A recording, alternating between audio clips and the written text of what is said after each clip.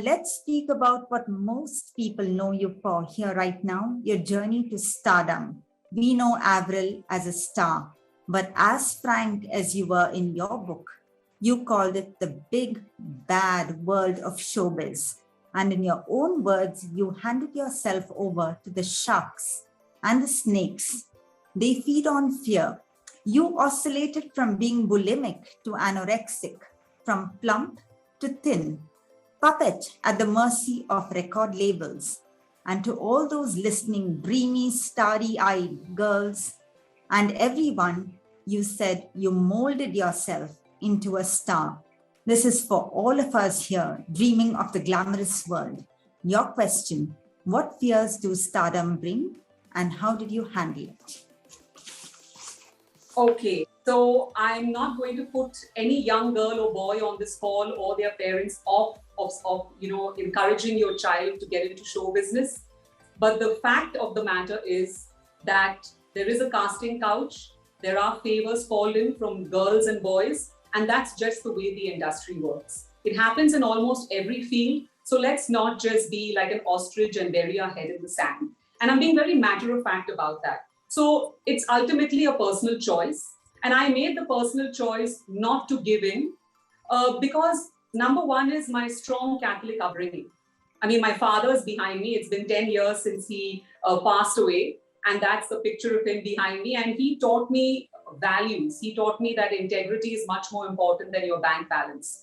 And so I refused to cow down and sell my soul, for a whole bunch of money and, a fatter paycheck or a bigger bank balance. And that's always stood me in good stead. But the fear that every single person has when they get into show business is the fear of insecurity. Everyone is insecure. You may see all these big stars on television, on the big screen, whether it's, the top actress or a top actor, every one of them is insecure because I've had the privilege of working with a lot of the top actors and actresses and singers in the industry. And save for just one or two, the rest of them are terribly insecure because it's not that the insecurity stems from the fact that they can't perform or they don't have talent. The insecurity stems from the people who surround them. Your own manager, your own agent, your own so-called friends are constantly telling you that you're not good enough, that you haven't made the cut, that you're putting on 1 pound. Yesterday I think you were slightly thinner. Today you're looking bloated. Or, the audition didn't go so well, so you've lost the job. Or, she's much better than you and she's also younger than you, so watch out. So if you're going to become a star, if you want to become a star, you have to be thick-skinned. You have to know how to negotiate. You have to be street smart. That's the word I'm going to use. So the fear of insecurity was the fear that dogged me my entire career. No matter how confident I looked on stage, I was always put down and I allowed people to emotionally abuse me because I had this fear of insecurity. Had I not had it, I would not have allowed it. But because I had it, I allowed it. So I'm not blaming anybody. Everybody earns a living, everybody each to his own. I believe in that. But when you allow yourself to be taken advantage of, means you have a fear of something that is intrinsically within you where you can't move forward. And that was my problem. I hope I was able to answer that. You were Avril, maybe one step further. I understand that you were schooled under Kishore Namit Kapoor. Yes. So anything further in his, in your interaction, something very specific. Yes. So when I was, in Bombay, I decided to hone my skills because I came from a theatre background, doing theatre with Arjun Sachnani, having done countless fashion shows with Prasad Bidapa. So these were mentors who really built me up and I honed my craft with them.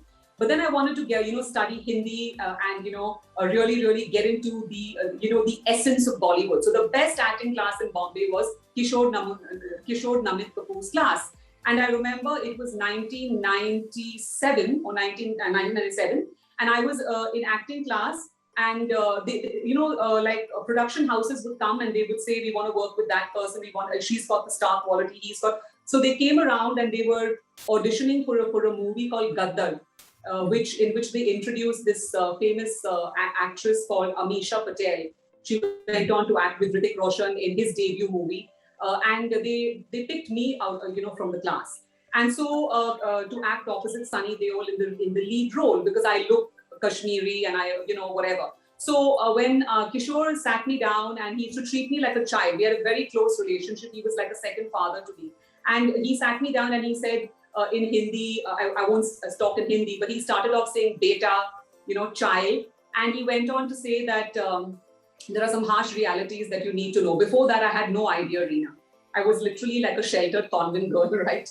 So he sat me down and he said, beta, you don't belong to yourself in show business. And I was like, what is he trying to say? I said, why don't you just spell it out, and tell me? So he said, there are favors which you'll have to perform, sexual favors for people. And I was stunned. And he said, and not just with one person, but with a lot of people. So it's your choice. Do you want to take the role or not? Without blinking an eye, Reena, it wasn't even a choice for me.